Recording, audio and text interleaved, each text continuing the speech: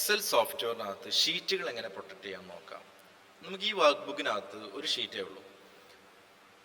Review ടാബിൽ പോവുക. Excel സോഫ്റ്റ്വെയറിൽ റിവ്യൂ ടാബിൽ ക്ലിക്ക് ചെയ്യുക. അതിനുശേഷം പ്രൊട്ടക്ട് ഷീറ്റ് കൊടുക്കുക. പ്രൊട്ടക്ട് ഷീറ്റ് എന്നുള്ള കമാൻഡ് ക്ലിക്ക് ചെയ്യുക. അവിടെ പാസ്വേഡ് ചോദിക്കും. അവിടെ എന്ത് വേണമെങ്കിൽ നമുക്ക് കൊടുക്കാം, ലെറ്റേഴ്സോ നമ്പേഴ്സോ എന്ത് വേണമെങ്കിൽ കൊടുക്കാം. ഞാനിവിടെ 1 2 3 എന്നാണ് കൊടുക്കുന്നത്. ഓക്കെ എന്നുള്ള ബട്ടൺ ക്ലിക്ക് ചെയ്തു. അപ്പോൾ വീണ്ടും പാസ്വേഡ് ചോദിക്കും. അവിടെ കൺഫേം ചെയ്യാൻ വേണ്ടി വീണ്ടും 1 2 3 എന്ന് കൊടുത്തു. ഓക്കെ കൊടുത്തു. ഇനി നമുക്ക് ഈ ഷീറ്റിനകത്ത് ടൈപ്പ് ചെയ്യാൻ പറ്റില്ല, ഇത് പ്രൊട്ടക്ട് ചെയ്തിട്ടുണ്ട്.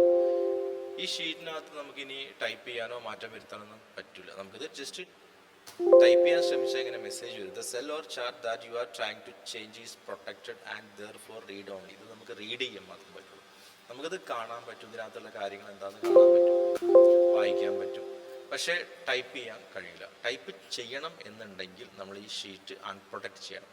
അതിന് റിവ്യൂ ടാബിൽ തന്നെ അൺപ്രൊട്ടക്ട് ഷീറ്റ് എന്ന് കാണാം. അതിൽ ക്ലിക്ക് ചെയ്യുക. ഏത് പാസ്വേഡ് ആണോ നമ്മൾ കൊടുത്തത് അതേ പാസ്വേഡ് ഞാൻ 1 2 3 എന്ന് തന്നെ കൊടുത്തു. ഓക്കെ കൊടുത്തു. അൺപ്രൊട്ടക്റ്റ് ആയി. ഇനി നമ്മൾ ഇതിനകത്ത് നമുക്ക് ടൈപ്പ് ചെയ്യാൻ പറ്റും, നമ്പേഴ്സ് ആഡ് ചെയ്യാൻ പറ്റും, ലെറ്റേഴ്സ് ആഡ് ചെയ്യാനൊക്കെ പറ്റും. ഓക്കെ.